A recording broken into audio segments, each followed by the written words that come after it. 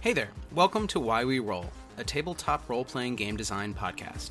We're your hosts, Chris Pickett, creator of the historical fantasy game Dance Macabre, and Wythe Marshall, creator of the political sci-fi game Stillfleet. Throughout the show, Chris and Wythe hope to amplify new creative voices. We'll chat with different TTRPG designers, focusing on the world of indie games. We take a curious approach to game design, working through a range of mechanical and narrative questions that are pertinent to many designers, players, and GMs. We hope to showcase fresh and even challenging ideas about what makes imagination-based games just so powerful. Okay, let's find out why we roll.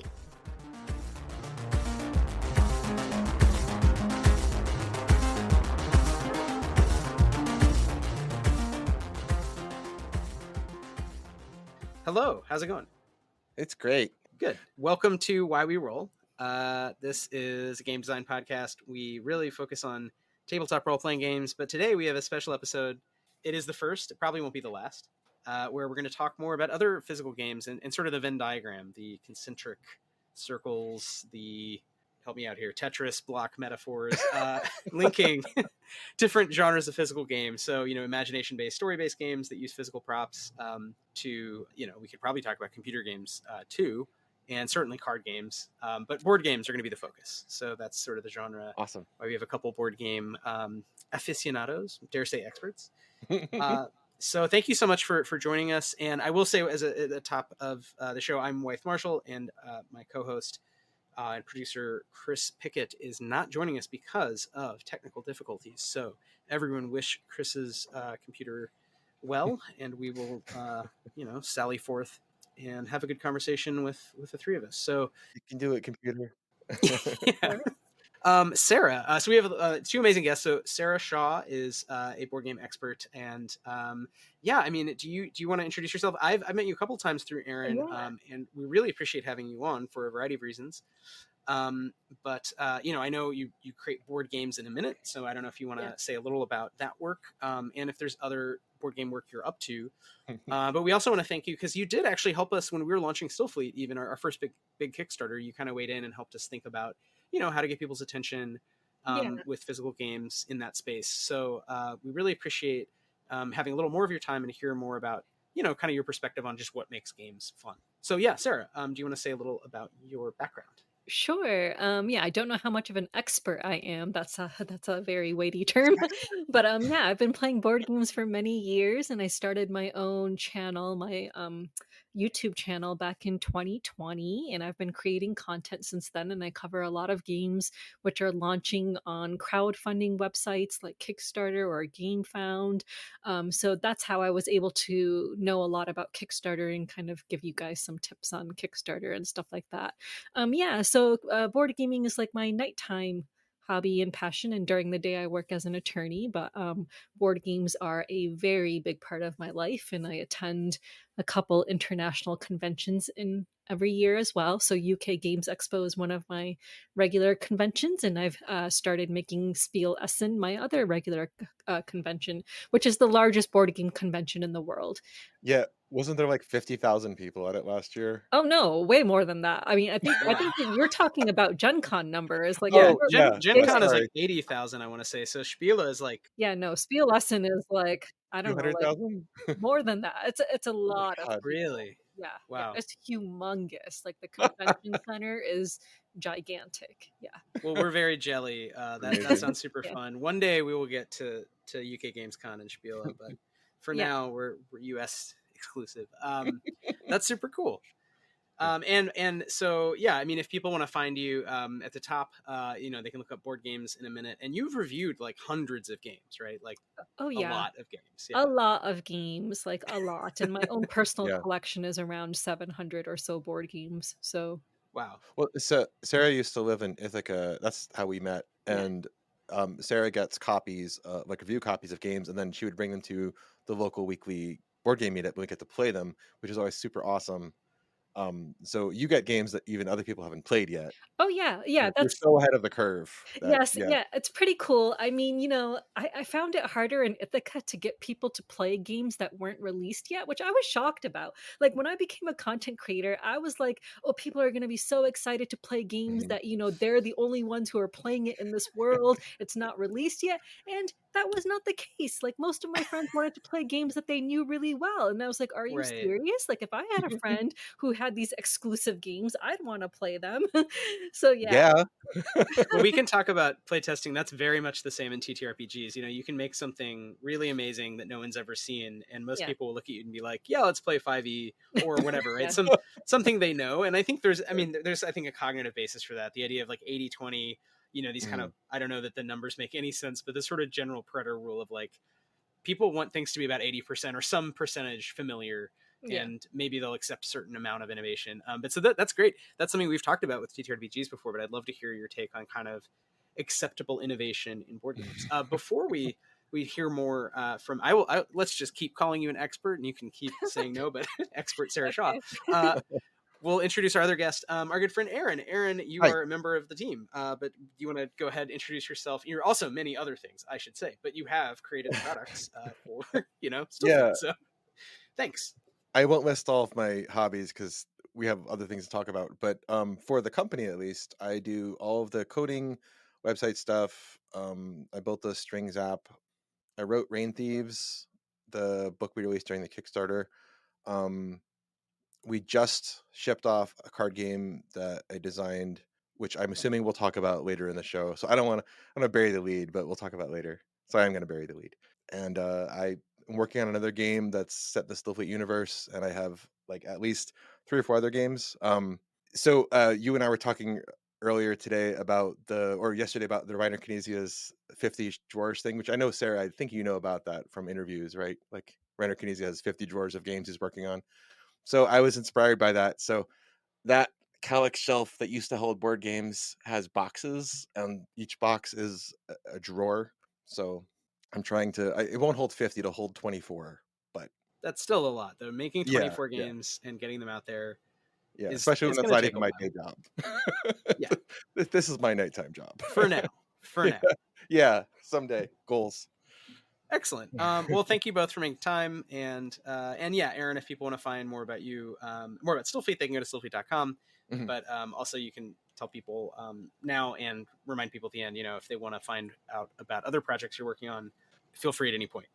So, yeah, I mean, I guess the core, to kind of kick it off, um, the main reason we originally scheduled this, I think is still a good reason, which is, Aaron, you and I have been talking a lot about what makes a fun board game. And Mhm. I thought one simple idea would be to ask someone who knows, maybe even more, has played even more games than you, and you've played more than I have in that space, right? I mean, Mhm. I really focus on story-based games, on books. And so I feel like I'm learning. I grew up playing some level of board games, and there are some more modern ones that I, quite enjoy. I played a lot of like Dominion, Mhm. like Arkham Horror. There's some random ones that jump to mind, but for the most part, I play story games. So I think it's an interesting question for both of you. What are some of the differences, or why board games? And I don't know. I mean, maybe and I again, Sarah, no pressure if you don't want to comment on this. But what are some where does that Venn diagram, right? What are ways in which we can think about different kinds of pleasure, different kinds of attention? Um, the biggest ones that come to mind for me, some of it is just like time or investment. Board games usually tend to be faster, although they Mhm. get more and more complex. I feel like all the time. So now I wouldn't even say that's true Oh, compared to RPGs. But yeah, what do y'all think? Like, is that even a good question to ask? Is that a good sort of rabbit hole to Sure. go down? Yeah, yeah, I feel like you asked a couple of questions. So sure, is sure. the main question what makes board games fun? Is that the question we're That's a answering? good question. Yeah. Actually, that is a good question. Why don't we start there and we'll come back to other games after we talk about board Yeah. games for a while? Sure. Because, why not? We have you. So, yeah, what makes board games fun? Yeah. So I think one of the biggest things that makes board games fun is, it's an activity that you can do with other people. You're sitting around a table. It's something you can do together while having fun, and it'll give you opportunities to make jokes and, just get to Mhm. know each other better depending on the game you're playing. But more specifically about the board games, I think the board games that are the most fun are the ones that are like highly thematic and really tie in the theme and the Mhm. mechanics of the game really well together. And I really find games with more player interaction to be more fun, because there are a lot of board games which are like solitaire multiplayer games. And basically, what people mean by that is that, yeah, you're playing with other people, but you're very much doing your own thing and you're having no interaction with other players. But I personally enjoy interactive board games where you are getting to interact with other players. Yeah, Aaron, do you want to say anything about just basic game loop? What are some Sure. fun? I mean, maybe again for both of you, what are some specific kinds of fun? Drilling a little deeper beyond that typology of sort of solitaire and more interactive. For me, I love tinkering and figuring things out, and board games specifically, give you a small confined universe that has defined rules, and then you can learn those rules and then learn how to play in it. And like, so the act of playing a board game is sort of um getting to deal with something where you can see the whole picture usually, and I personally find that to be very satisfying. I agree with Sarah that it is more fun with other people, especially when you're able to actually interact with them. But I do also enjoy like a how can I wombo combo out like a crazy amazing turn, and win, or just it's the idea of like really grinding the crunchiness on it and figuring something like that out. I enjoy that as well. Is that a term of art? Wombo combo? I didn't make it up, but yes, sure. I I haven't heard Wombo Combo, but I've heard Combo-tastic. Like, I really enjoy Fantastic. Combo-tastic games where, Okay. yeah, you get a whole bunch of combos going from a really good engine that you've built, and yes, it's so satisfying when you Mhm. get so much out of one turn. It's very, very satisfying. Yeah. Sarah, one of my favorite games for player activity that you and I have played before was, and I always forget the name of it, but it was the one that was set in the Queen of Hearts garden. Where Oh, do you remember that what's the deduction name? game, Paint the Roses? Yeah, yes, that one. Yeah. That was so fun. That was yeah, it's a really cool game, and it's just got amazing components. Like, I have the all-in deluxe version, and that's another thing I love about board games is, like, I know that maybe people might think that board games are have gone a little bit too far with their components and, making really deluxified games, but, like, when I get a game with just stunning components and stunning artwork, like, they are pieces of art themselves, board games. Like, they just handling the components, like, when they're just really, really nice, it's just very, very satisfying. Yeah. The Paint the Roses one, it's cooperative. Like Yeah. you want to achieve the same goal together. Yeah. Which is like guessing. It's like what was it? We have to guess what the other person Yeah, has. you're trying to beat the queen of hearts, from reaching the end, and you need to, like, it's been a long time since I've played it, but it is a Yeah, deduction game, and we're trying to give each other clues about, like, where certain kinds of plants or something are in the garden. Yeah. that's what it was. Yeah. So yeah, that was like I that was a lot of fun because it was both the solving the puzzle, but it was also the like where figuring out how to communicate things to each other Yeah. within the rule set of the game. Yeah, and you couldn't talk, right? So that was one of Mhm. the rules, you couldn't actually Oh, interesting. speak. Yeah, so you have to learn how to communicate without actually speaking and giving away certain bits of information that you're not allowed Oh, to. wait, isn't it? You can say like one word, right? Like you can say a color Yeah, or you could say one thing, I think, but we couldn't really say too much else beyond Got it. that. Yeah. So it's like it's almost got like a taboo mechanic built in to sort. like Yeah, an yeah, also complex otherwise scenario. That's great. yeah. It's a lot of. Wait, I'll have to find it and then we can play it sometime. It's really cool. It's a lot of Yeah, I'm fun. just looking at the box on the website. That's great. So yeah, I mean, it sounds like something you're getting at is like there's a tension between, I guess, games being mechanically crunchy and very very simple or sort of approachable in that sense, and there's also like a related but different axis of like simplicity versus this hyper complexity that not all games are headed in, but we certainly see in games get really like I recently played for a friend's birthday a mega board game which I'd never played, which was like there were 20 people or something, and it was played at 4 locations across this guy's house What? and it's a Vampire the Masquerade game, and I grew up playing Vampire the TTRPG where you pretend to be vampires. But this was very much like a skirmish game, but it had a lot of resource, Hmm. mechanics, and it had a whole bidding thing where like some of you were voting on stuff, and so there were sort of 4 teams, and you do it in these big turns where like each person can do one thing each turn, Hmm. And it does kind of ladder up. It did work, but it was amazing to me that you would even try to design. Like it felt like, why aren't we just LARPing? Like, it would Yeah. almost be simpler, and yet they'd mechanicalized it to the degree where everyone was kind of doing board game stuff. With some head scratching and whatnot. So anyway, that's just to say, I feel like, yeah, okay, board games have gone in that direction too.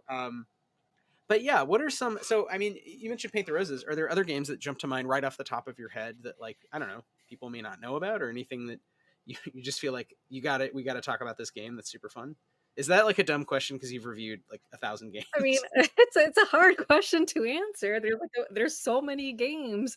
It's like I Right. want maybe you to just narrow it down a bit more. Like what kind of games would you like us to talk about? I um, can say one of my favorite games from my childhood was this game that was published by, I think, Discovery Toys, but it may have been republished by a different company. But it's called Bazaar.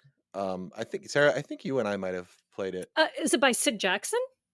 It has like colored glass beads, and you trade them. Oh, I no, no, no. I must be thinking of another game, but I do think that you and I played that one time. Yes. Yeah. So the game has, you have these two different bartering cards that get played out, and each of them has 5 or 6 different exchanges, and you have 5 different colored gems. And each turn, you can either make a trade in either direction from either card, or you can roll a die and get a random gem of your choice. And then the goal is to get sets of 5. There's 4 different purchasing cards that you can buy by trading in 5 gems, and you want to try to buy those gems with as few remaining gems as possible. So it's about optimizing what you have and the efficiency of purchasing, but at the same time, you're racing against other players to get the same ones. So you have to make decisions about, well, I could buy this now and get 3 points, or if I could trade these in, I could get 5 points next turn, but then the other person might take that same one. So there's a competitive aspect where the actions of the other players matter to you, but there's also the crunchiness of like calculating, what I'm going to do. And I like that it's mostly deterministic and not so much stochastic. Like the dice rolling is there, but you don't have to do it. That reminds me of a game, The Quacks of Quedlinburg. Have you played that? I haven't, but I know the game you're talking about. Yeah, so it's a push your luck game, and it's a what do you call it? Bag building game. So you have a bag. Each player has a bag with different chips in it, with different values, and the different chips have different powers. And you're Okay. pulling out chips, and you want to create certain potions, but you don't want to explode by getting too much of a bad thing. It's a Hmm. lot of fun. It's a very accessible game. That's just a lot of fun with a lot of player interaction, I feel like. Yeah, these are great. So, and it looks like, yeah, this Sid Saxon character made a lot of games. It turns out, which is so interesting to think about these genres too, where like there's just so much to know. There's so many games, and they're not published. They're not all kept alive forever. So there's sort of arcs for some of them. Yeah, it is Sid Saxon. You're right. That Yeah, was him. Yeah. Oh, I was right. That was a good Yeah. guess. Very, very good. yeah. Well It looks done. like it's on at least one site has it like his sixth best game, but apparently the guy made a lot of games, so that's He did. high. He made a lot of games, but what you just said, a lot of older games are getting published into newer editions with upgraded Hmm. artwork, upgraded components. So you do see nowadays a lot of older games, especially Rainer Knizia, who was a designer that we were just talking about before we Mhm. started recording, I think. But Rainer Knizia, a lot of his older games are getting republished with new artwork and stuff like that too. Yeah. Yeah, that's great. So, I mean, I guess that's a question. We'll come back to sort of mechanics and fun because I really want to get at this question of the different kinds of fun having and the different kinds of overlapping and non-overlapping. Magisteria of like of nerd culture, but also like the different kind of cognitive tasks. Like Aaron, you were bringing up, all these things that to me sound like things that I would try to design out of RPGs to a large degree.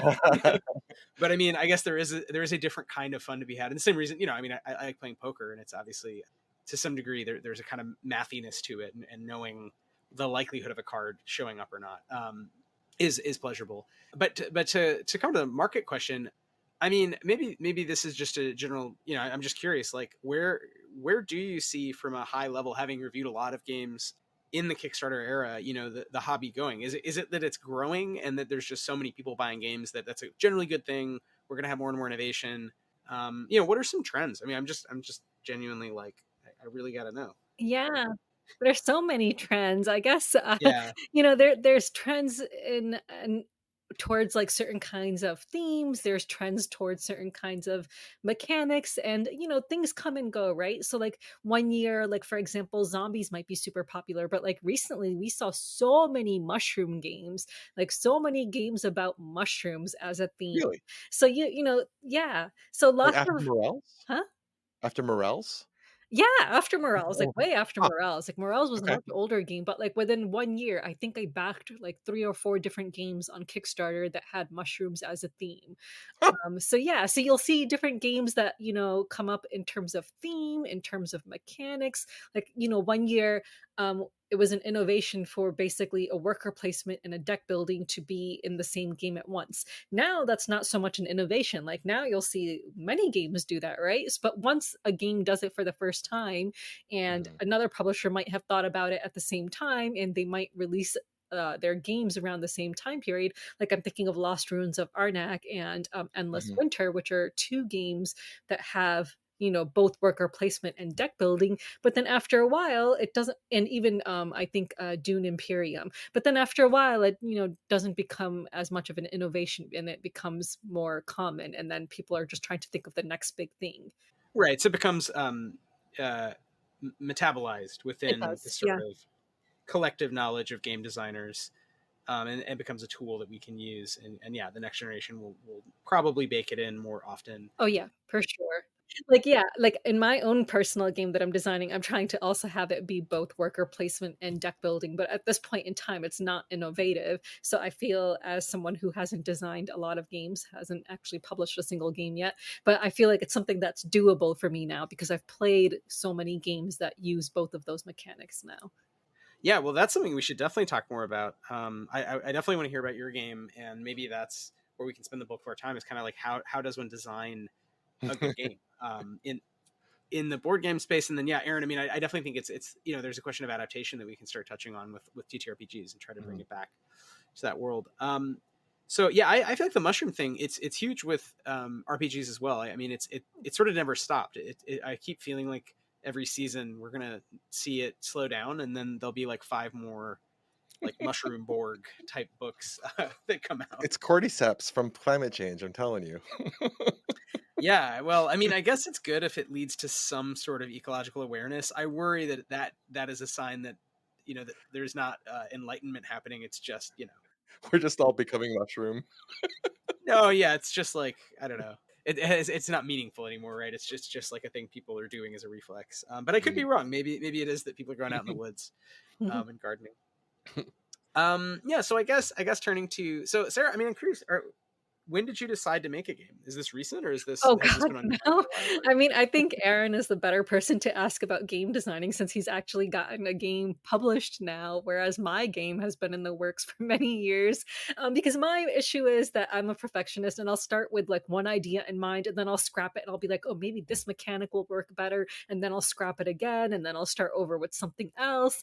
But I think I've gotten to the point now where I have an idea in mind that I'm really going to try to execute and not like push aside for some other idea at this point in time. Could So, knowing what your game is, would it be okay if I mentioned something about it? yeah, sure. Okay.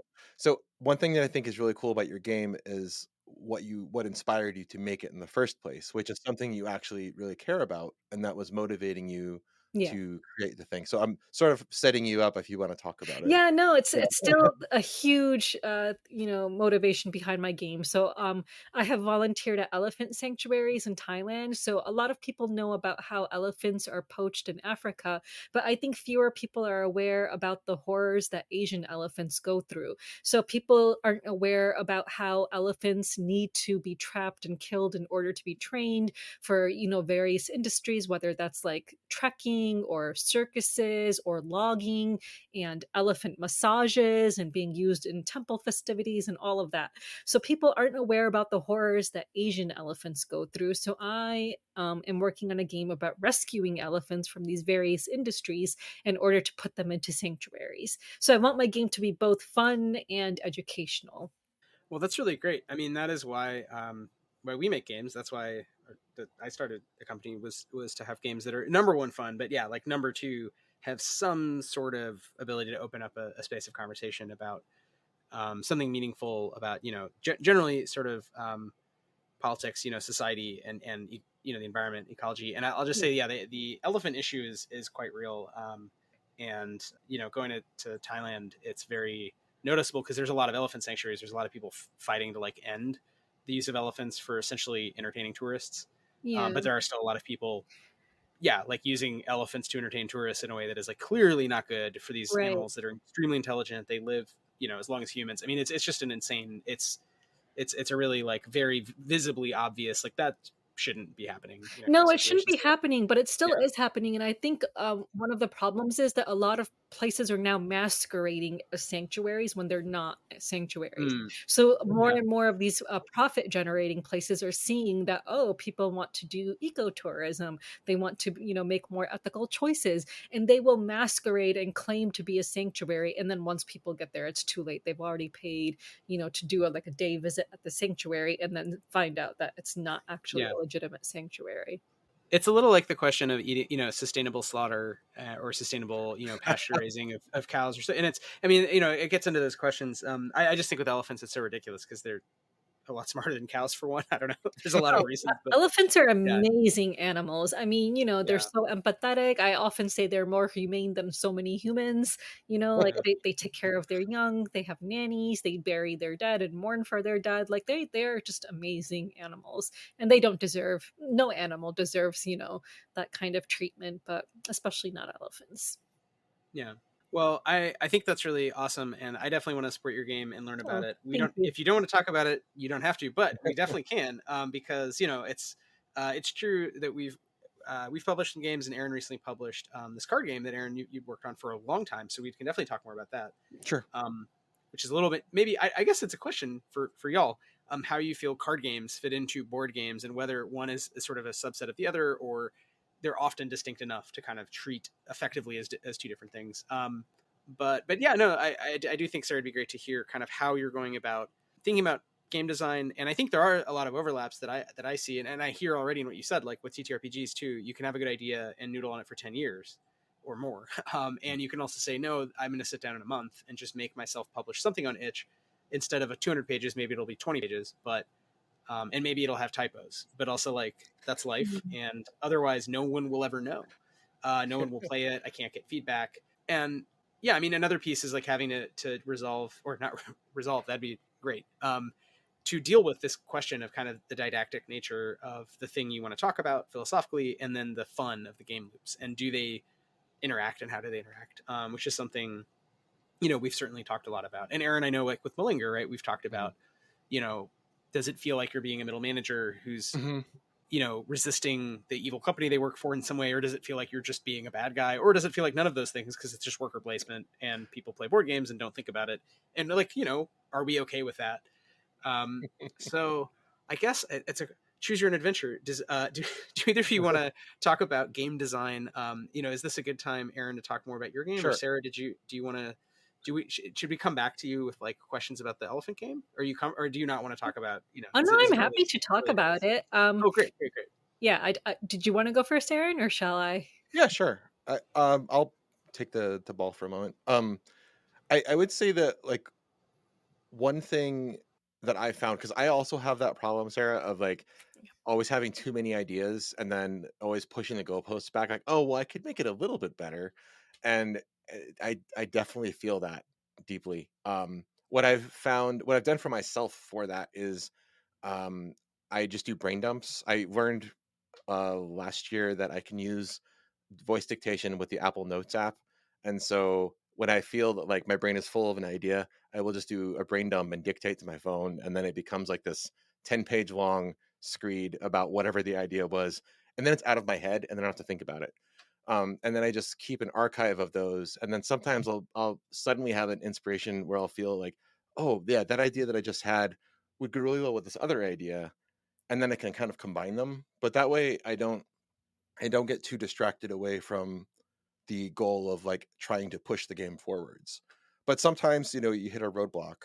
The game that we keep alluding to that I worked on that we're releasing very soon is called Robot Hospital. The working title was Robot Factory when it was just like, being developed in a prototype. And that went through like many iterations of change, and also had many moments of trying experimenting with different ideas and trying to expand expand the rules universe, but also contracted at the same time. It's sort of like if you can imagine making a sculpture where you're inflating the marble into the shape, but you also have to like shunt the marble in at the different spots to get it to be the right spot, like you're sculpting a malleable balloon almost.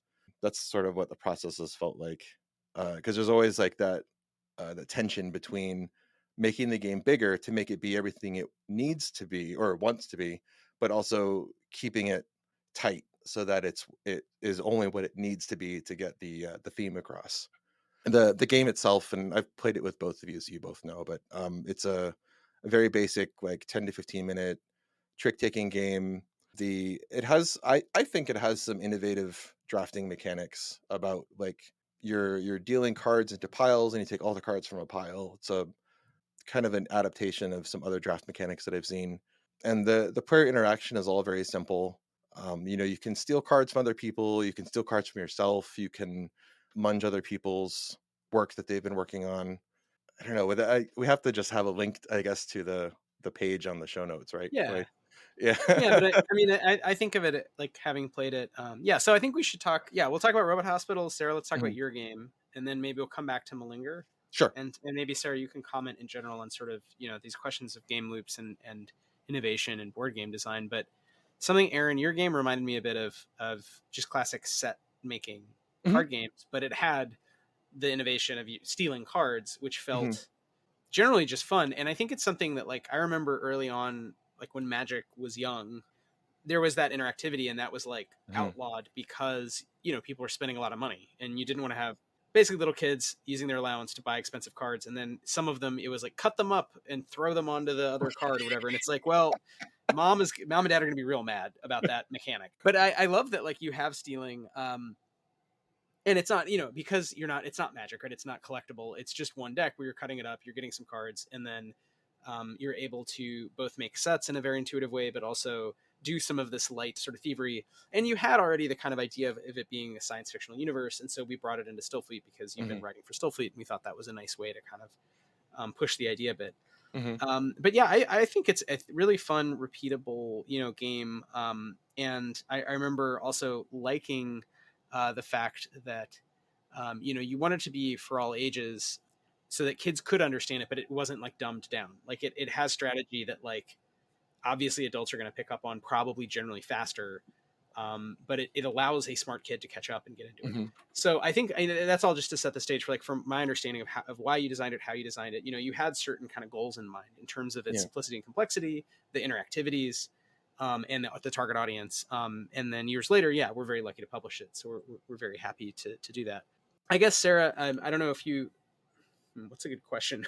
Have you played Robot Hospital or when it was Robot Factory? Robot Factory, and what do you think in general about? I guess to go back to that question, are card games board games? Trick question, not a trick question. Stupid question. I guess yes and no, because, for example, if you go on the website Board Game Geek, you can look up any card game and it'll be there, like almost any card game. Um, but, I guess when you get into, creating, for example, top 10 lists, right? People might end up creating a separate list for card games and not even include it in a list of board games. So some people will include it and others won't. I feel like it hasn't really um, become gone one way or the other for everyone to do it, a certain way. So, but So it's an sometimes irresolvable tension there. yeah, like sometimes there are games which are really, really good. Like, for example, there's a card game that I picked up at Essen, Spiel Essen, which is the largest board game convention in the world. I picked it up last year. It's called Far Away. Really, really great card game. Like, just very, very thinky in a small box with incredible artwork. I think in America it was picked up by Pandasaurus as the U.S. distributor of that game. So, this is a card game, but I think a lot of board gamers will play it because it does offer something very new and innovative. It has a very innovative way of how you play the cards in one direction, but you score them in the other direction. When Mm. it comes to scoring, it's just really, really tricky like that. that, and just so good. So I think it depends on the game itself, whether Yeah. board gamers will include it in the board game category or just be like, oh, that's just a card game. So yeah. Yeah, I that makes think sense. Yeah. I think if you're going to distinguish between board and card games, I think that would be you would be at a level of specificity where you would also say like tactical games or role playing games or other. You're distinguishing amongst games, where there's also a way to just say board games and mean like social games that you're playing with other people that are not like athletics games, for example, where you're moving physically around. But would you say, like, do people describe TTRPGs as board games? No, I've not heard that. The only time I would say a TTRPG would be similar to a board game would be with something that has heavy tactical elements, like maybe I want to say Ghost. Oh God, what am I? Well, there's a lot of overlap with war games, but also Gloomhaven. interestingly, Gloomhaven. I feel like war Yeah. games are not. Oh, Gloomhaven, yeah, yeah. Yeah.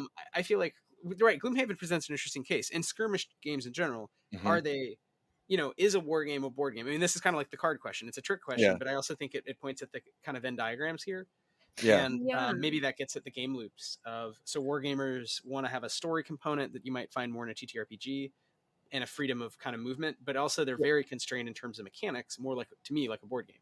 Also, So if I you think look of at them as board the game like, but the legacy type games that we've seen a lot come up with, like Pandemic Legacy and Risk yeah, Legacy, and those other ones where the changes you make in a session affect future games, that feels like that's pushing into the TTRPG turf a little bit because you yeah, have the campaign aspect. And I think anytime like Gloomhaven or other games where one session can feed or bleed into the next session, uh, sort of blurs the boundaries a bit. Um, I I mean, can how many? yeah. I mean, I think it doesn't because you don't have character and you don't have real story. You don't have dramatic tension that a character. You Sure, don't have sure. catharsis of a I wouldn't human I that's wouldn't say they're the same, character. but No, no, no. But a little bit of yeah, but I fuzz. hear you. Like King's Dilemma is the most complicated board game I've played, other than that weird mega version of Vampire. But even King's Dilemma ultimately is constrained mechanically. So while you're inhabiting a persona and you're trying to lie to people and convince them, and it's very freeform during the kind of pre resource allocation main phase, it's still not an RPG. You're not Mm. actually a person. You're kind of an abstraction of a government moving through Mhm. time. And I think the same with war games too, which is why I think of them as not very RPG like at the end of the day, because your little dudes are still not real characters with emotion that you care about. You're trying to win.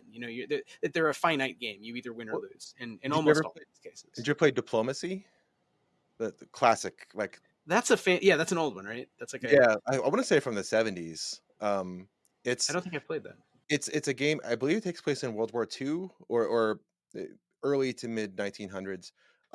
Each player plays a nation, and you're making deals, and maybe you want to invade another country. I think you have objectives. I haven't played it in literally decades, but there's the way that you take over another country is by making agreements with other players. So you actually have to have narrative discussion with other players, and then every when you go to actually make actions, everybody says what they're doing, and maybe you made an agreement with someone, and maybe they honored it, maybe they didn't, but then that what the outcome there then informs future actions. So it's like highly deterministic because all the players are making decisions about it. um so I mean, but it's not a role-playing game, but also like It's like again Model UN, right? yeah, Yeah, yeah, yeah, very much closer to that. um it's a simulationist game, but the thing it's simulating is again not emotional catharsis in the manner of I come from fiction writing and yeah, teaching about yeah. fiction, whereas the things you're describing and what I experienced in King's Dilemma or Pandemic Legacy, which is super fun also, and I agree the campaigness feels similar in some ways, but I think it's still kind of a different thing. Sarah, I want to get you to comment on this. I do have just one question that just occurred to me, which is how much did you influence Robot Hospital or Robot Factory? Did you play it at all? I mean, how often? I take it maybe you play tested it. Did you give Aaron feedback? Oh gosh, I think I played it once, right? Okay. So I don't think I influenced, that game much at all. Yeah, so I would not really be able to comment too much on that. In terms of TTRPGs, I'm not, I tried doing a TTRPG campaign one time. I think I attended maybe like I don't know, 6 or 7 sessions. It just wasn't my cup of tea, just really not something that I'm into. I like having like a constrained, like, like I think Aaron was saying earlier, like a set of rules that you can play by. And TTRPG just seems so open ended to me, and it just wasn't my cup of tea. But like there are board games that I think also lean towards that. Like you guys mentioned Gloomhaven earlier, like these dungeon crawler types of games with a lot of characters and a lot of lore and all of that, like those don't even appeal to me because I feel like they get more into the TTRPG territory and away from board games. So yeah, I like strategy games that can be played in like one session. Like I want to be, one and done. I want to sit down, play a game, and then be like I'm done with this. And if I want to do it again, I can do it again. But I'm not going to sit there thinking, oh, when can we finish it? Like I don't want something to drag on forever and Right. ever. So yeah. If you have to do a doodle to see when you can play your board game next.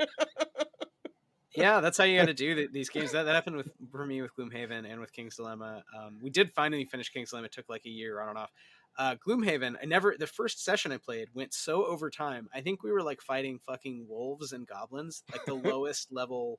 But you have a horde of little dudes and you're fighting other little dudes, and it was so boring. To me, it was honestly the worst aspects of D&D with the worst aspects of like big board game Oh design with wow. no there was nothing about Oh it my gosh. positive other than they had really cool little character sheets where you could mark off advancements. The character sheet design, it should have been a completely different game. It should have been a skirmish size game, at most 10 figurines on the board, and use more of that kind of advanced, rapid, like I'm gaining a level, I get a power, with kind of like Arkham Horror, like maybe get a deck building mechanic. You could see where they had a good idea and then went way off the rails with 3D Wow. printing little goblins with meat cleavers and stuff.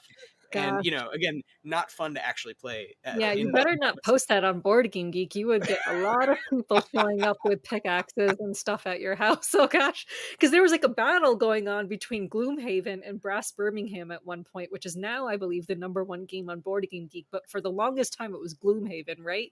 Oh, I had So no idea.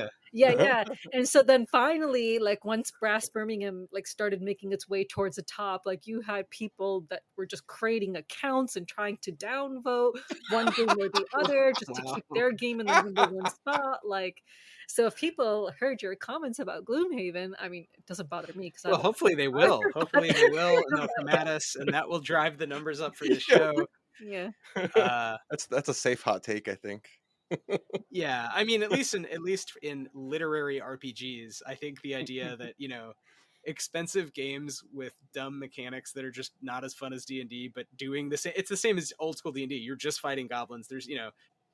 It's like there's a better way to do that, which is either Warhammer or D&D, frankly, are both kind of the same thing but more fun. But they had really good design for the character sheets. I'll give them that. What is Brass Birmingham? I've never heard of this. I It's haven't the heard of number this one either. Yeah, game. you haven't heard of it, Aaron. We've not played it. No, well, I'm gonna look it up. I don't think I have. Yeah, it's like an economic game with route building in it as well. Yeah, Okay. it's designed by Martin Wallace, and I don't know what else to Ooh. say about it. I've played it a number of times.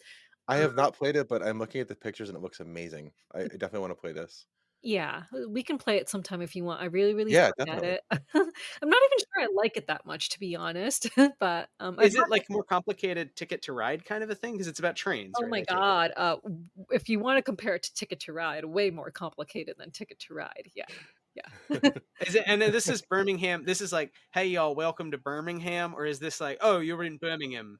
The latter, it The looks latter. like. Okay, got it. Yeah. Yeah, This, so you're It says Industrial Revolution, which yeah. yeah, you have different modes of transportation. You can go by like railway or boats, and you're trying to build up your networks. You're trying to acquire like coal in order to power factories, and you're trying to produce beer in this game. I mean, there's a lot going on. Yeah. Well, I have to ask Sarah because this is one of my things with these board games. I mean, it's the same with TTRPGs, and they're not. We talk about it a lot. We talk about it on the show, but fantasy game like D&D is a fantasy game. It's a Tolkien-esque fantasy game, and so its problem is kind of settler colonialism in an earlier time period. Although there are steampunk games and sci-fi games, and I make sci-fi games. But the board games like Ticket to Ride, Settlers of Catan. It seems to be stuck in this early modern industrial revolution space, a lot of these games. And I wonder about this kind of legacy of like, we need to build coal to have the longest railroad, to move the most laborers to terrible working conditions, to make the most money. It's like a weird idea to like, you inhabit that persona in the Wait, game. have Yeah, you played no, it's caused a lot of controversy in the board game space. I Okay, mean, I'm glad. yeah, Sorry, have yeah, you please, played please. have you played Puerto Rico? Oh yeah. my God. Well, yeah, again, but please, but I'd love to hear Sarah's thoughts. This is what I want to ask. Like, No, what there's is up with the politics of these yeah, games? no, there's Yeah. been so much controversy in it because, like, with people becoming more and more, I guess the term is woke and understanding that colonialism is bad and we don't want to portray ourselves as colonialists who are going in and, just pillaging and, taking over a land, whatever. It's become an issue in board games. So, more and more publishers have started to hire cultural consultants. They'll have, like, if they are doing something that's based in history, they'll maybe have like a little blurb in the beginning of the rule book to explain, to even say, we do not approve of this, we don't approve of colonialism. And they'll like try to, explain that it's just a historical setting. But I think more and more board games are trying to get away from the player playing a colonialist, like someone who's actually colonizing an area. So I think they are trying to get away from that as a theme. But of course, you have people who are like, no, like, don't make board games political. Like, why? We should still be able to enjoy our games and be colonialists. So you're It- going to get all kinds of people who want to play all kinds of characters in games still, but you will find a lot of pushback for those kinds of themes now. I understand. I mean, I do understand why the colonialist themes and imperial themes come up so much in board games because it's the idea of expansion, of conquering, Yeah. of using resources to become bigger and Yeah. stronger. And that's still also the basis of what drives colonialism and imperialism. I mean, maybe with also racism, but Yeah, it's um, like the four E's, right? It's like yeah. it's exploration, expansion, exploitation, and what's the other one? I don't remember what the other E is. Evangelism. Evangelism. I don't know, but I'm gonna look it up. it's like a genre of board games, like 4E board games. I cannot remember what the other E is, but it's I'm looking it up. Oh, it's 4X. It's oh, it's 4X. 4X. Okay, not Yeah. 4Es, but it's funny because they so far all began with E. Oh, extermination is the fourth X. And So also, yeah, it could be E Oh, or X. extermination. Yeah. so Nice. it's four What? four X's. Explore, expand, exploit, exterminate. Yeah, it could be 4 E's or 4 X's. Yeah, Man, I that's so thought old funny. school D&D was bad, but y'all are still Yeah. talking about extermination. This is Yeah, no, I so a lot worry of for this there's a whole hobby. category of 4X board games, and I mean that really does go kind of hand in hand with colonialism. I mean, those 4Es or X's are represented in most colonial, Well, you know. there was the old computer game, Civilization, the Sid Meier's series. He wasn't the first one to do the 4E or 4X genre, but like you're literally on Earth dealing with literal actual civilizations from history. And the goal is to like one of the victories is domination victory, which is conquering everyone else. It's like, oh yeah. Thanks so much for listening to Why We Roll. If you like what you hear, you can support us at patreon.com/stillfleet. Patrons get access to all kinds of extra material for all of our games, starting with Stillfleet, but now including Blister Critters, of course Dance Macabre, The Sometimes Kingdom, and hey, we're always working on new stuff. So check us out at patreon.com/stillfleet. Yeah, I think one of the reasons it comes up as a theme is because, one of the there's so many different kinds of mechanics and board games and so many different kinds of board games, but like area control is a major one, right? Mhm. So area control comes up in a lot of board games in different kinds of ways, whether that's war games, whether that's like route building, you want to control the biggest area. So, it's just something that just comes up. But I think people are moving away from that theme into more modern themes. Like there's just so many board games in existence. And Mhm. unless you're really in the hobby, I think you won't be exposed to as many of them. So maybe you might not be as aware as someone who is really like deep in the hobby that there are just so many themes out there. Like, for example, one of my favorite games is an area control game, but you're playing as clouds. So you are clouds that are watering the field beneath you and trying to grow certain crops, and you're trying to push other clouds out of the way or do whatever, or steal raindrops. Like, it's such a serene theme, but it's an area control game and can be pretty brutal. Yeah, that sounds so interesting and much more abstract and I think more interesting to me to go in a direction that's just not as anticipated, right? Because as you Yeah. say, armies battling it out for space. The idea of little wars has been around for a long time, and so Yeah. arguably chess, and Go, the great games, right, developed Yeah. from some version of little wars that became sort of ritually codified, so the rules were more fun, frankly, and the more fun versions left Persia and China respectively and became kind of the games for a long time. Um, but I think it's interesting to think about that. Where what are the fun mechanics and how do you reskin them? We played a similar game at Flag last year with sheep, right, Aaron? I think or something. Oh It's yeah, like you're trying to battle block out the battle other sheep. sheep, yeah, in the pasture, and it Yeah. was that same idea of like it is a kind of competitive, hyper competitive game about land, but you're sheep, so it doesn't have the feeling of Puerto Rico or Settlers of Catan or Yep. Ticket to Ride or any of these games where it's like let's exploit the underclass. Like that's just such an odd like feature that, and I have to say, like, it also came up, Aaron, like with your game, with the Mhm. idea of like a factory, and like Mhm. could we come up with some other idea for building robots that wasn't capitalist competing to make money off robots, Mhm. but some other version, or what else could lead to people building or repairing or working with robots that wouldn't seem like just kind of naively saying, yeah, whoever builds the most stuff is kind of better because they have the most resources. Well, you win life. Like it's such a weird metaphor though. That's a good point. I would say that the factory theme was literally I was grabbing for the easiest low hanging possible theme because I just needed something to tack on to the rules that I was building out, and I think maybe sometimes with some of these games where they are doing either the 4Es or they're imposing colonialist ideas or themes into a game.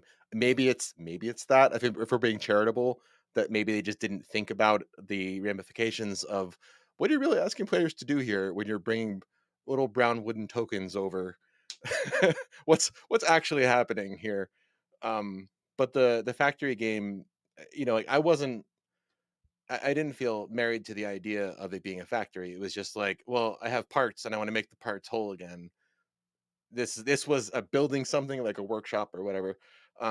But yeah, like reskinning it Yeah. to being a hospital instead. Easy And transition. it's not to ding you in any way. It's No, actually the no, opposite. no. It's to say I think it was an interesting point in game design where we had a mechanic, your mechanic, that was Mhm, fun. We were enjoying playing the game and thought, well, we could print some cards and try to sell a product that is an inexpensive, fun game that anyone can learn.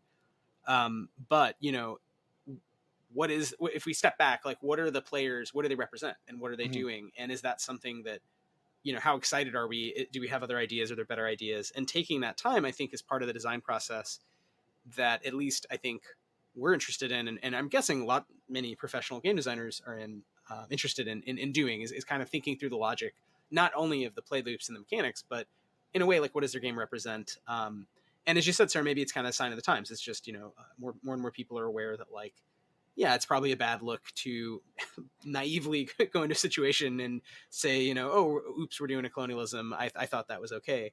But I am curious to go back to the elephant game. Like, Sarah, can you take us through a little of your design process? And I don't know how you're approaching, to the degree you can speak to it. I know it's still in process, but like, how do you want to bring in the didactic element, or have there be a theme basically on top of So fun I mechanics? guess my way of approaching it is a little bit different than Aaron's because I do have these connections in the industry, right? So I do have a number of designer friends, people who have who work in the industry, who work for some big publishers who I really admire. So I've had a couple of mentoring sessions with some of these designers or like people who work in the industry. And so when am designing my game, I'm kind of keeping the things that I've learned from these designers or publishers in the back of my mind because I don't plan on self publishing my game. I want to sign it on with a big publisher someday. And I hope that it'll become one of those games that people will be able to one day see at Target or Barnes and Noble.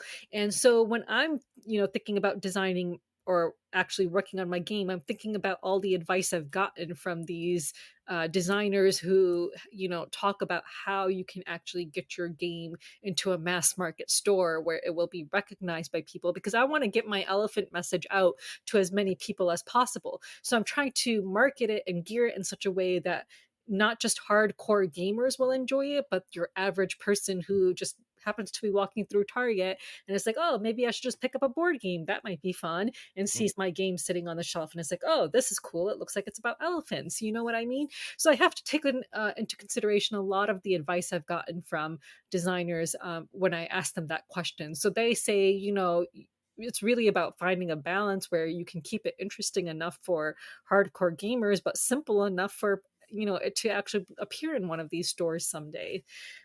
So yeah. So is that back to that kind of 80/20, like some innovation, but a lot of handholds or familiar game loops, mechanics, features Yeah. that Yeah, you can't. people will kind of grok right away, right? Yeah, like, I talked to, so one of the designers I've spoken to, he does really, really crunchy games. His name is Ryan Courtney. So he's done games like Curious Cargo or Pipeline.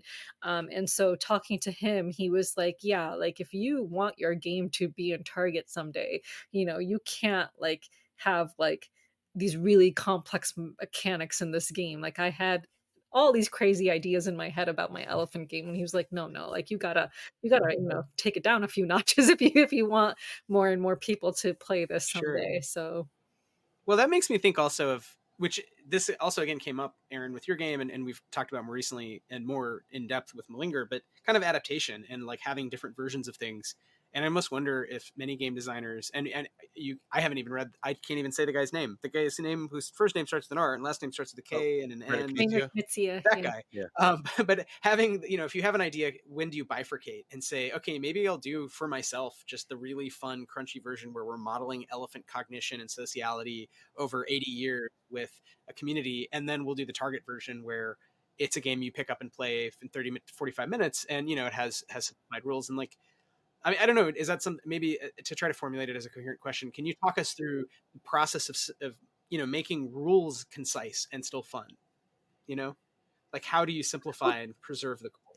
That before Aaron answers, that actually reminds me of games like, for example, Scythe, like by Stonemeyer Games, where they have like a board game that hobby board gamers would play, but then they come out with a kids version, which is called My Little Scythe, like My Little Pony, but My Little Scythe instead. So maybe the idea should be to design the game you want and then take away elements from it and make it a little bit simpler. Maybe that's the better way to do it. I would agree with that. Yeah. Yeah. Well, okay. One thing I wanted to mention first is I picked this book up earlier this year. It's by Sarah Shipp. It's Thematic Integration in Board Game Design. Oh, It's amazing. It's not a thick book, but wow, is it dense? It's fantastic. Highly recommend it. But I think with Malinger, the game that like is set in the Stillfleet universe, it has a combination of different mechanics and like ludiums or like game ideas that we've borrowed from a bunch of different games, but finding ways to make it feel like the flavor or the theme of Stillfleet, but also play in a way that is like a board game. And Wythe, I had sent you that GDC talk by the guy that made Fallout into the tactical tabletop game, and I that talk was amazing. I'll we should put the link in the show notes because it's so good. But his whole challenge was taking a video game and turning it into a playable tabletop game that still felt like the flavor of Fallout, the video game, but also played like a tactical game. And the ways that he did this, the ways that he iterated on it and managed to preserve the theme while finding the intersection, I thought was just like astounding. So I've been Yeah. trying to take a lot of inspiration from that. Yeah, I mean, that was such a good talk for a variety of reasons, but also because Fallout is IP at this point, so it's Mhm. really this particular view on the post-apocalypse that is making fun of American Empire, and kind of version of Americana in 1950s, both culture and technology, but also he's dealing with the fact that, like, there's a Fallout TTRPG, for example. So there's many versions of Fallout properties, both in video and tabletop before. And so to make the skirmish version, like the definitive new war game, it was really interesting how he sort of considered all of it and boiled it down and was able to come up with really good constraints. And I agree that there is something matchy there, although it's different, not translating from a video game, but from the more like an RPG complexity video game to a sort of less complex space of the tabletop. In the case of Stillfleet and Malinger, so the Mhm. TTRPG has like multiple books with different kinds of rules, that can interact in different kinds of ways, and ultimately it's narrative. Whereas the board game needs to have kind of strict loops that resolve neatly. And so that sort of similarity with the video game, while not truly open ended, the video games are so big. Even the early ones are RPG like. They have all of these different stats going on, and he sort of walked through like, I don't want to model all of those things because it just is like not fun when you're playing, with cards and dice and little figures on a board. But I'm still curious, So I guess maybe. So we should definitely talk about Malinger. Sarah, can you say though a little more about your game and just kind of where you're at with like what are the mechanics and how you've approached it so far? I know it may change, and I love that idea of kind of the kids version, adult version distinction. Like that seems like a not. I don't think there's anything wrong with that, right? Like just saying some people might like a more complex or less complex version. But how have you approached kind of bringing elephants to the center of a board game? Like how do you interact with the elephants in the game? I'm just really curious. Yeah, I feel like you're not really interacting with the elephants. It's more about just trying to acquire them by having the resources you need, having the necessary space in your sanctuary, having the necessary food and medicine to take care of them, and having the necessary workers you'll need in order to take care of them. So this game has gone through so many different iterations, and at one point, and I think the iteration that Aaron has played with me before was where there were different worker types. So I had like, a driver, Oh I yeah. had like a volunteer, I had like a mahout. A mahout is a person who like is actually the elephant caretaker. And I've actually come away from that iteration now, and now I have a totally different iteration of this game. So it just keeps on evolving in ways that I hope will make it more approachable but still enjoyable. So the latest iteration has taken inspiration from this board game called 1929 Melier. So in this game, it's a worker placement game still, and there's still cards in it and stuff like that.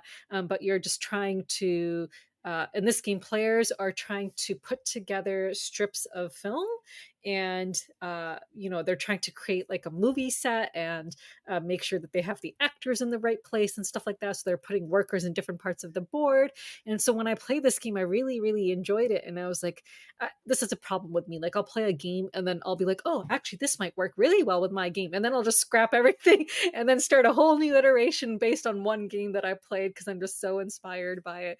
So yeah, so maybe I'm not the best person to ask about board game design because this keeps on happening to me. But right now I'm on an iteration that's more similar to that than a previous game that would have been more similar to, which was Obsession.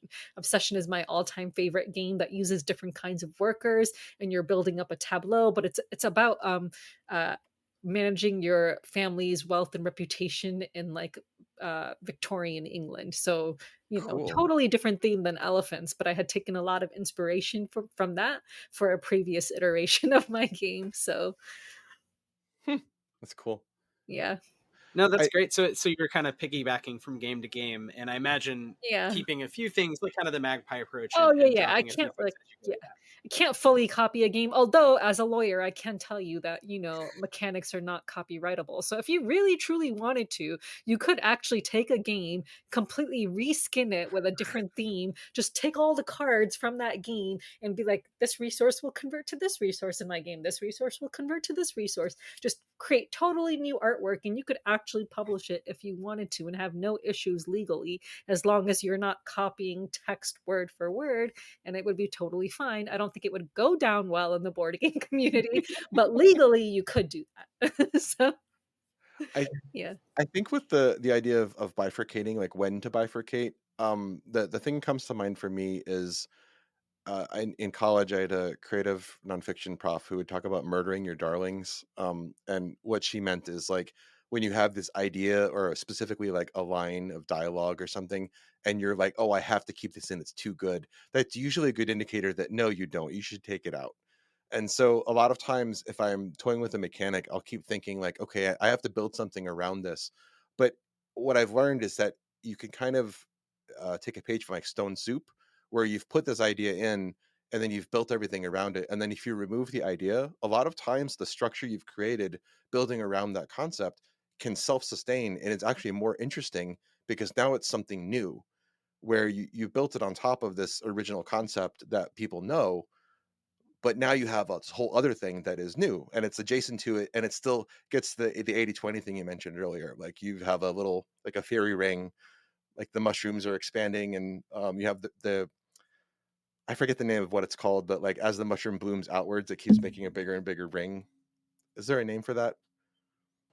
Did I Like, lose you? I'm sure there is in Oh, are you talking about like in the mythology. mycelium network? Like how all yes. mushrooms are kind of, I don't know what it's Yeah. called, but But yeah. like when you have the initial bloom in like the middle of a circle, it like expands outwards and becomes a bigger and bigger ring. So like Hmm, what I'm thinking of is that you have the initial idea, and then you build the things around it, and then you remove the initial idea, and now you have interesting. something entirely new.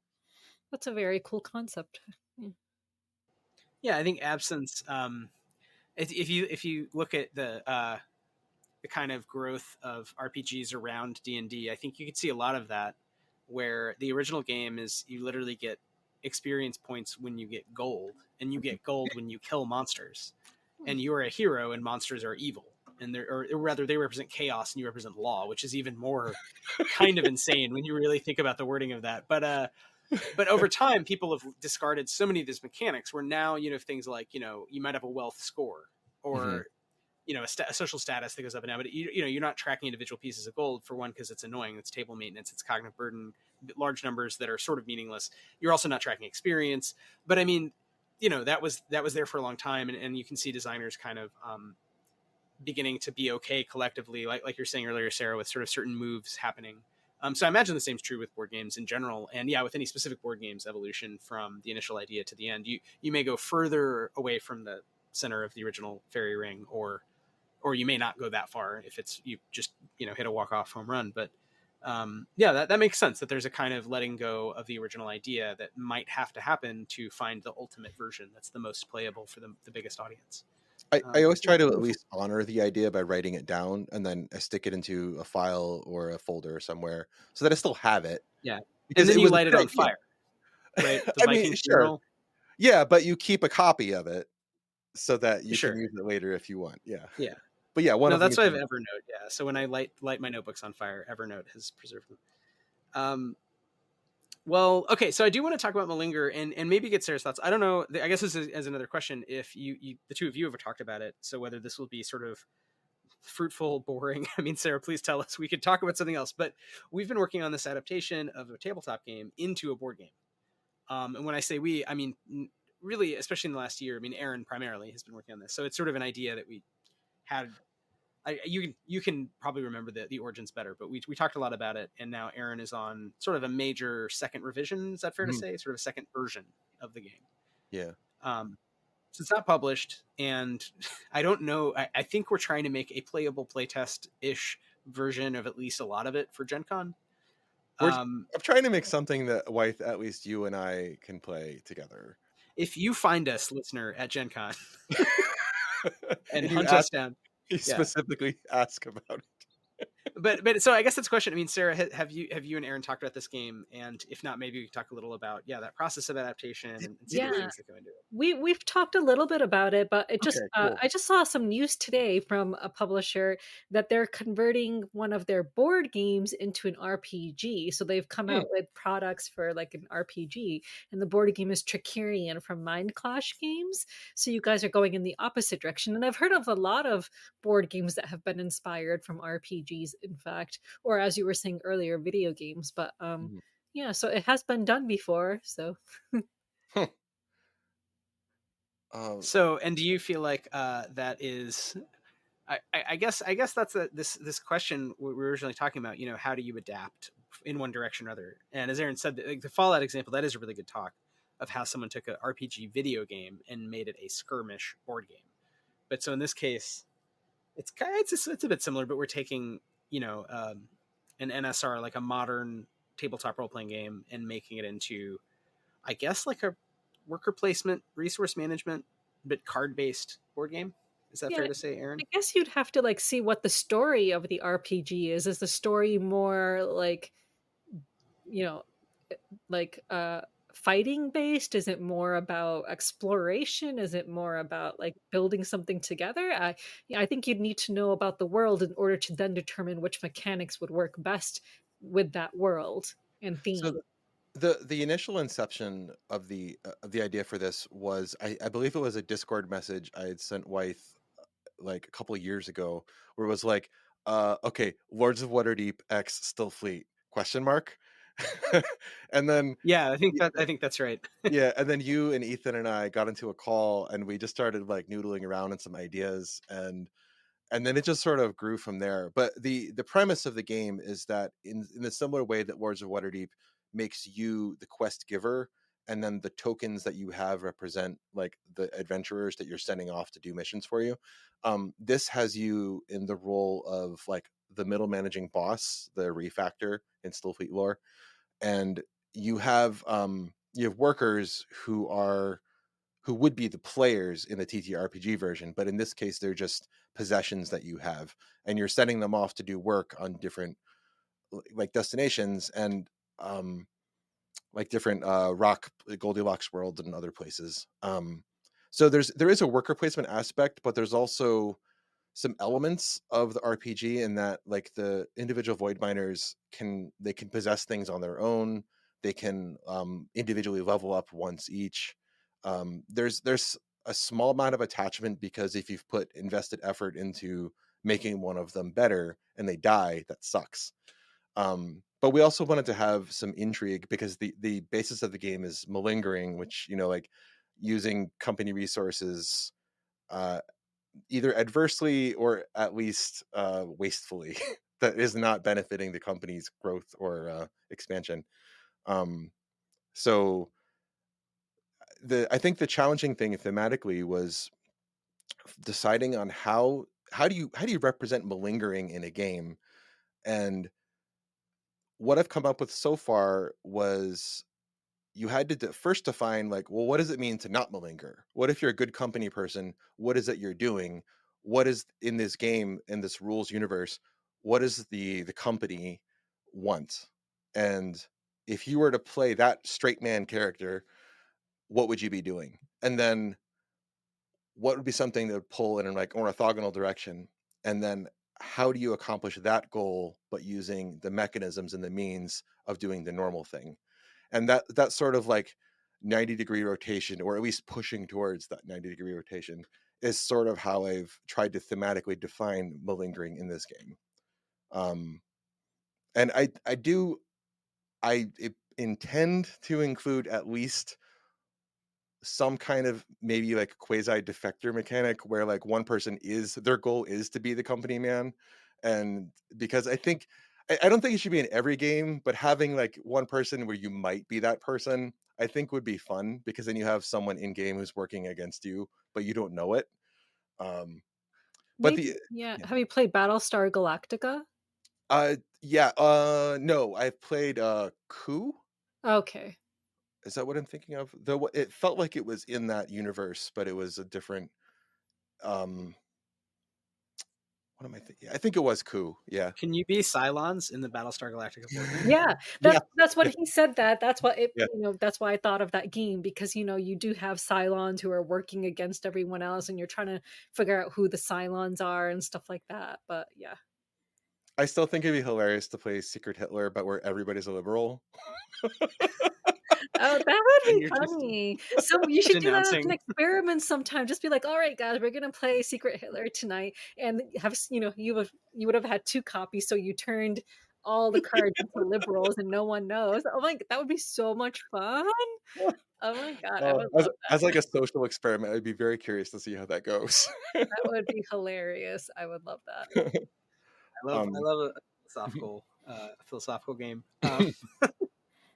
Yeah, I mean, I think that's an interesting question too that you raised. That is not what we initially thought about with turning the RPG into the board game, which is what is the normal version of life for these people who are so abstracted now at the level of the board game that they're like cubes on top of cards, on top of larger hexagonal cards, whatever So it's sort of like, instead of in your mind you're picturing people, this is just society, and there's groups of them sort of moving around and whatever.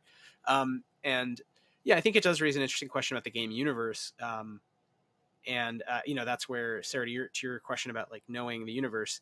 I mean, in this case, we do because we have published, not one but multiple books about it. So there is sort of lore and things to explore, and it becomes more like that question from the Fallout video of sort of what is fun to adapt or keep, and what do you just throw away because it's sort of not fun, it's not relevant. But I do think something that we arrived at was the idea of factions mattering more in this game, because it's not about the individual's experience of going out and doing essentially sort of space adventures, and eventually, hopefully, sort of resisting the company. But it's more that middle management. You're seeing a lot of people come through, and so what matters more is generally what you want and generally what your faction wants. And so resource management, but articulated as kind of politics. Although I think we do lean on the language of faction in a way to avoid some of that real life political baggage, because ultimately it's a game set far in the future, and there's aliens and whatnot. But yeah, I think it's been interesting to see the ways in which it could be adapted. I will also say, having never worked on a board game really before this, that we've already made, I think, kind of two complete versions that are pretty different, and we may not be done, which I really like to think we're done, but I guess we'll find out at Gen Con, even I as you like check it. I like the direction this is going, and it feels like the two big things that I changed since the first iteration. The first iteration featured uh, in the individual void miners had die types, so like you would roll dice, and then that would be the way that you would interact with like other in-game elements, like events and other things. But temporarily, I've sort of like I've removed the stone soup. I've taken the dice out of it for now, um, just to see, well, what does it look like if we just had static numbers? If the void miner had a number, and then you had to achieve a certain threshold to accomplish a thing, then you could plan it out beforehand. You don't have to worry about the dice being a factor. Um, and So then, yeah, sorry, go so ahead. like what kind of a weight level are you thinking of for this game? Have you played Dune Imperium? Like the more you guys were talking, the more I Mhm. started thinking of the board game Dune Imperium. So I was just kind of Um, thinking, like, how big is this game? What is the weight level of this game? Like, how is it weighted? I was sort of targeting like in the realm of Lords of Waterdeep, like in terms of complexity. I don't know, because I think we need to get, like, I need to inflate the marble mineral enough to get the game to be what it wants to Right. be, and then we can carve it down to like add simplicity, or remove simplicity, or double negative. Um, like we can shrink it down and make it more streamlined, Mm, I think, once we find something that sort of works. yeah. um Yeah, I yeah. mean, it's interesting. Yeah, I guess I'll be surprised. Hopefully, we can talk about this more, Hmm. more and more in the days ahead. But it just made me think, even in thinking through this, of Sarah, what you said of kind of going through whole versions of the game. Um, and I think that is a little bit different than TTRPGs, even though systems may change. It's like, usually, because the bigger idea is in a way the world or the theme, you usually don't discard that per se. I mean, you might. Um, so the mechanics definitely, and I would say with Stillfleet that they definitely changed to get to the grid system, and then Hmm. have evolved without the big underlying things changing. But it does seem like with board games, maybe there's this openness to kind of throw out more, I would say, which is almost surprising to think about. But maybe it comes from the fact there have to be more elegant mechanical interactions at the end of the day. Whereas with RPGs, you can leave certain things open ended. You can have more moments where rule just kills you because whatever, it's a deadly game. Or it's the opposite is very common in the NSR, that a rule kind of says, well, actually, you can always decide to ignore, you don't actually die, the monster's not that bad. um, but I feel like with a board game you can't do that, right? You have to make strict choices. So it might just be that as you iterate, you keep running into walls where you're like, you know what, I'm just going to do something completely different, which I really like. The more I'm saying this, I think it's a flaw, a flaw of RPGs, maybe, that we don't run into walls as quickly, maybe, when we're really trying to go to, not writing stories, but trying to go to the root of, like, in a way, mechanical interactions, right? And simulationism. Okay, so I need to find it, but there was this video on YouTube I watched a while ago that was talking about cheating in video games versus cheating IRL. But it wasn't cheating in video games; it was like hacks. Like you've probably seen a video of someone doing like a weird glitch in a game and using that to like get to like the last level for in the first 2 minutes of the game or something like that. So they were comparing exploits in video games versus exploits in sports. And what they were saying is that in sports, the rules are a function, or rather the rules are a function of the gameplay. So everyone has to affirmatively play by the same rules, and the act of doing that is what actually creates the game. Whereas in video games, the rules are imposed as the experience. The rules are the world you're playing in. And so if you're able to do it, it's technically allowed because it's literally allowed by the video game. And I think that might be the difference between play in tabletop role playing games versus play in board games, because in a board game you have all of the rules defined as a structure and you're playing within it, and so the goal is to maximize or find the best paths, and you have this playground, everything is allowed. Whereas in TTRPGs, the play or the experience is a product of the narrative you're creating, and the rules are sort of there as long as you're all agreeing to play by them. You're all assuming the role, and by assuming the role, it creates the experience. Does that make any sense? I feel like That there's was a very parallel there. interesting. That made a lot of sense. Yeah, yeah, no, I think that's totally right, and I think that's one of the main problems. I think that's the whole um, maybe sort of activation energy cost of TTRPGs is you all have to agree to like do goofy acting improv together, Hmm. which is maybe harder than all agreeing to respect the mechanics that you do Hmm. in a board game or a video game, because the mechanics are narrative and they're in you. So some people find that anxiety producing, or just it costs. There's a cognitive burden there, and they view games as things that should be sort of externalized, I think, from the psyche, and relaxing in that way. Where it's in the way I just watch TV, right? I can just play a video game. Even though, I mean, again, video games have gotten so complicated now that to me, it's the reverse. So I play RPGs and write all RPGs all day and talk about story and acting. But then with video games, I get very anxious because I'm like, I don't know what to do. Oh, I'm bad at it. Oh, I got killed by a pterodactyl. Damn it!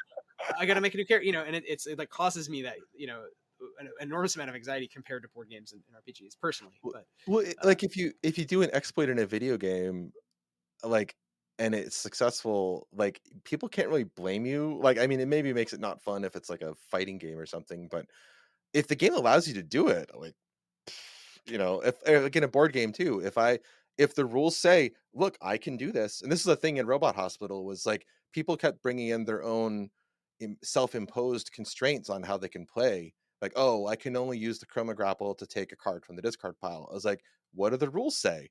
Oh wait, I can take it from other people's hands. It's like, what do the rules say?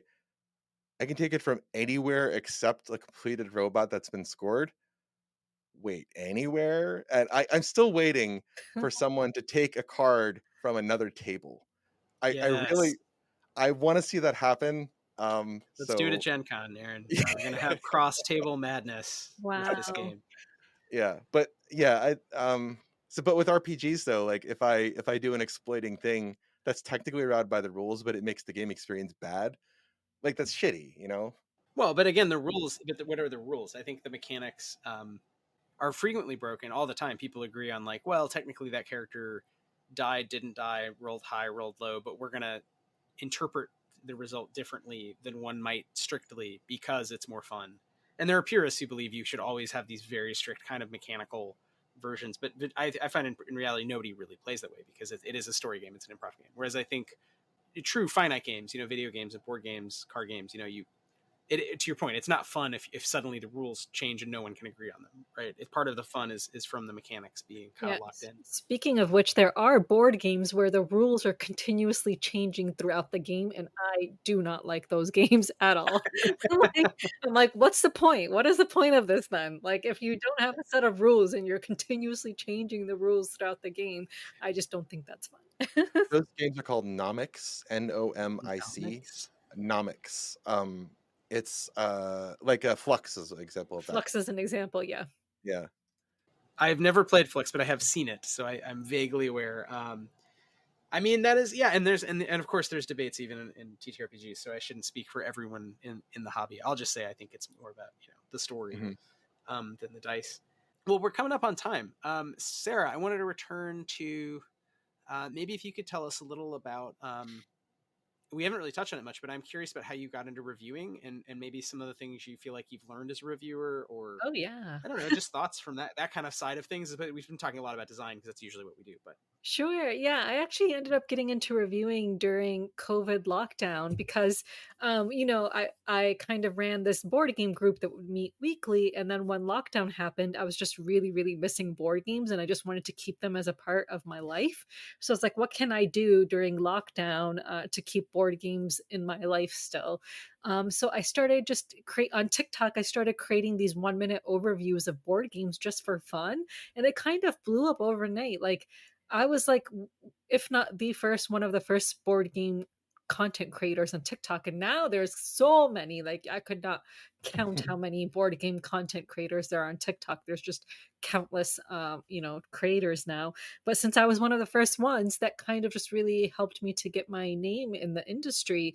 And publishers started reaching out to me asking if they could send me games. And I was like, you want to send me free games? Like, yes, please. And so I had so many publishers reaching out to me to send me free games, and it just kind of, it just was something that I just continued to do even after lockdown because I really enjoyed it. Like I really enjoyed talking about board games, and I started a YouTube channel, and then I started a longer series where I talk about all the games I have played in the last week. And I was already kind of involved in the board game community before then. I was very active in a lot of different Facebook groups in the board gaming world, so this just, kind of just went with that. And I've loved it. It's just been really, really great. And I love the opportunity to, be able to talk to designers since I now have those connections. I love, playing games that no one else has gotten a chance to play yet. It just kind of makes me feel special. So yeah, but it's a lot of fun. I mean, board games, just I just love them so much, and yeah, it's been amazing. no, that's awesome. So yeah, so and to some degree, I feel like also we've heard this on the show before, talking with people about various things, but being early, doing it consistently, being on TikTok, and clearly providing some value. I mean, I think as a viewer, I've watched a few of your videos, but I mean they're very good, and they give you a real sense of the games. So I think probably one of the major things, in addition to just doing it a lot, is consistently providing value. So casual players, people considering spending $50 to $80 more on a game, get a sense of if it's going to be for them.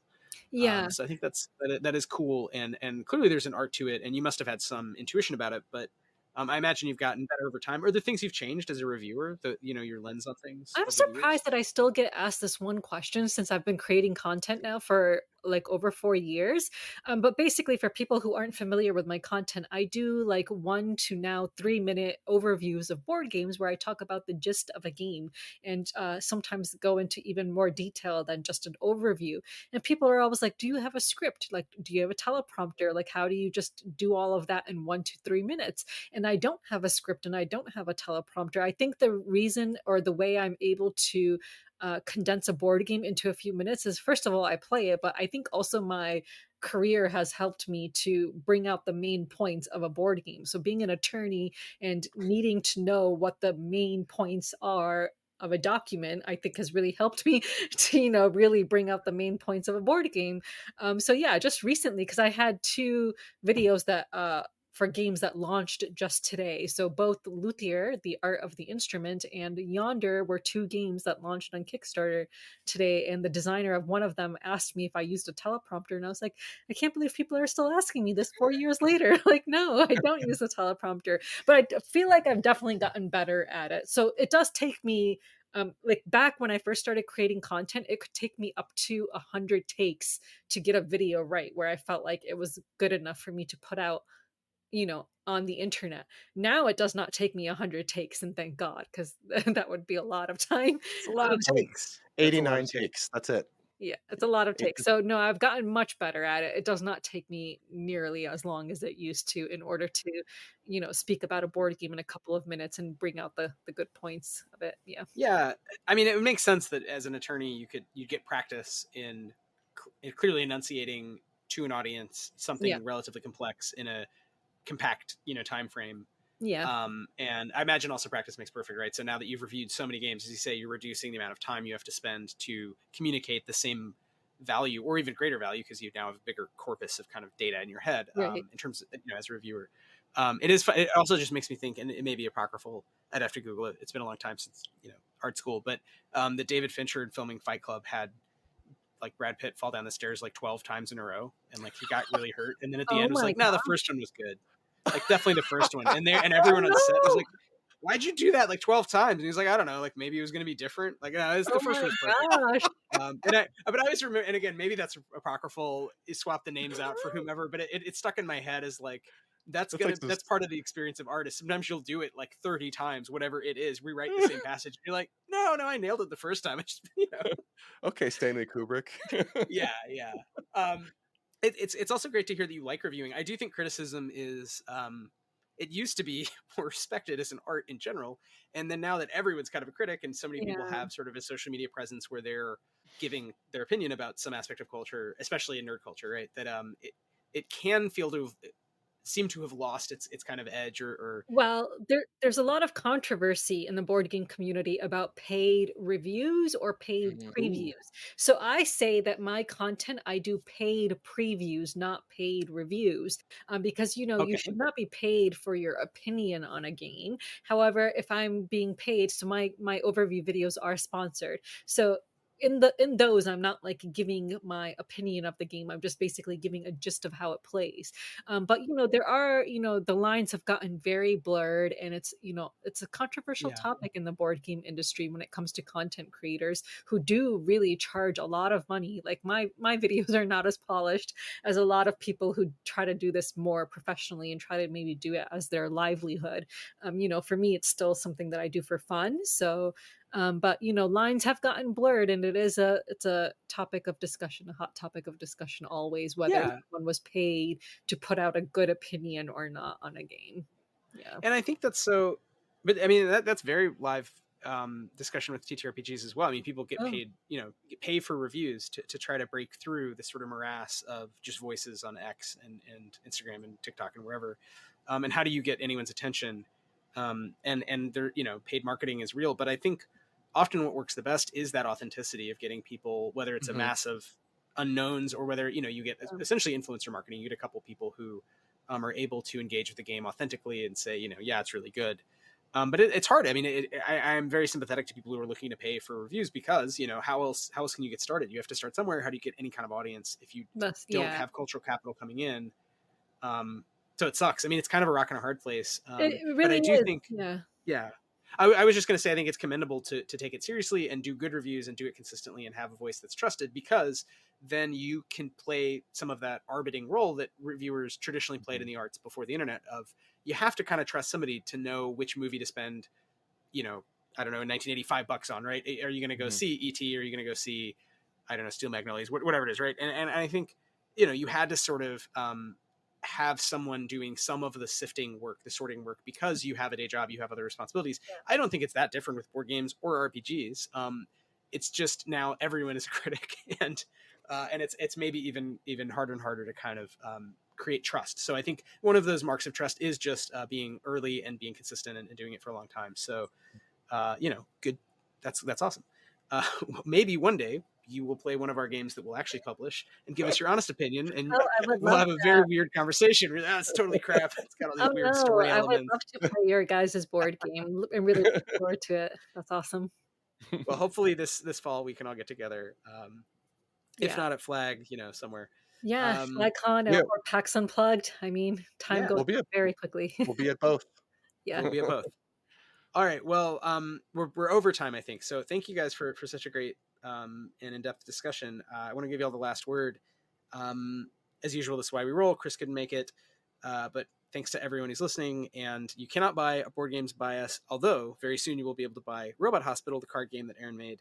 Not like tomorrow because it has to get printed in China, and then it gets shipped into Tennessee, and then by the fall, By cons rowboat, will right? to buy it. Yeah, yeah, that's on a rowboat. I hope nothing happens from Ningbo to Port of LA to Tennessee. So, in the meantime, Aaron, we'll give Sarah the last word. Aaron, do you want to have any final thoughts? Anything you want to reflect on? And also, what do you want people to do other than obviously check out Robot Hospital? It will be very inexpensive and super fun when it finally arrives. I think my only final thought is I really like what Sarah was saying about how her experience as an attorney has helped her interface with the board gaming world better or in a unique way. I'm a developer as my day job, and the abstraction and testing that I do definitely plays out in my board game design process. So I would say that anybody who's interested in designing games should look to what skills they have in other arenas and see the ways that they can manifest those into their design process. It's sort of like your own personal perk that you have as a character that lets you do one thing just a little bit better. What is your perk? Find that perk and then use it to make your games more unique or personal. My social presence, I don't use a lot of them anymore, but Armahillo in most places, and I have various blogs and things, but you should just look at Stillfleet stuff. That's where all my new content has been going there. That's such a great idea. That what is your perk that you What's your built perk? your character with when you spec'd into that in high school and college or whatever. Yeah. I just want to correct myself before we give Sarah the last word. It was not Brad Pitt. It was the stuntman who had to fall down the stairs. Oh, I was gonna say, 12 times. kudos to Yeah. Brad Pitt for doing his own stunts, like falling downstairs. No, But, not okay. not a He's rich, not Tom famous guy. Cruise, right? Tom Cruise does his own stunts. So Oh my God.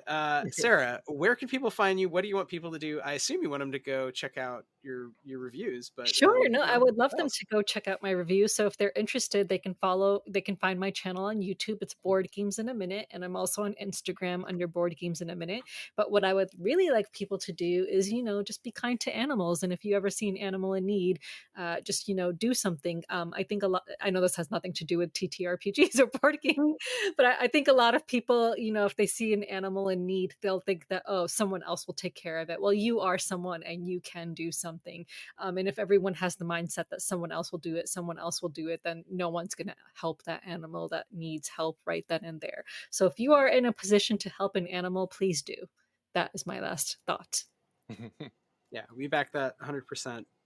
Thank you so much, not only for your thoughts on games, but also thinking about our non-human cohabitors on Earth. All right, well, thanks a lot. This has been Why We Roll. We really appreciate having on Sarah Shaw and Aaron H. And thanks to anyone who listens. And thanks to Vex, who says, give animals tiny hats, feed them snacks and water. Timeless advice.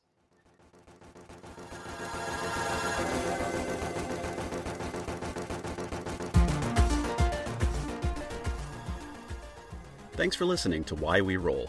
Our theme music is by the brilliant Sam Tyndall and Arpline. If you enjoyed the show, please subscribe wherever you get your podcasts. You can find us on Twitch and what used to be Twitter at Why We Roll, and on Instagram at whyweroll.pod. You can find out more about Dance Macabre at timespaceplace.itch.io/dance-macabre. You can find out more about Stillfleet at stillfleet.com. Thanks for listening.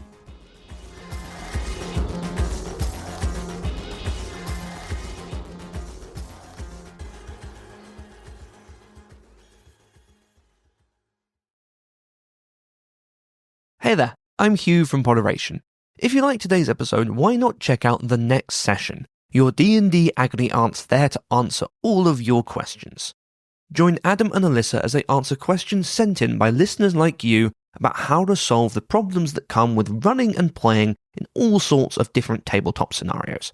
Available wherever you get your podcast.